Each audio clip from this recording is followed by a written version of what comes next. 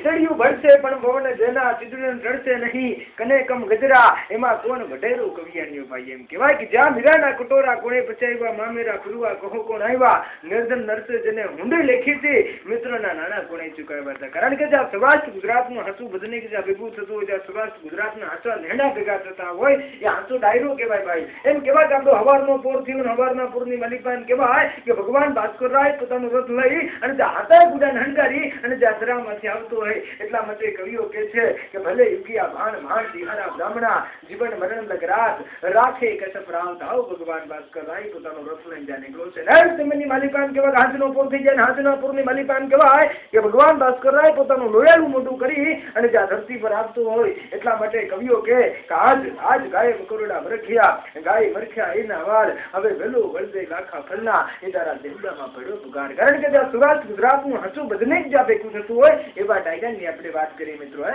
હવે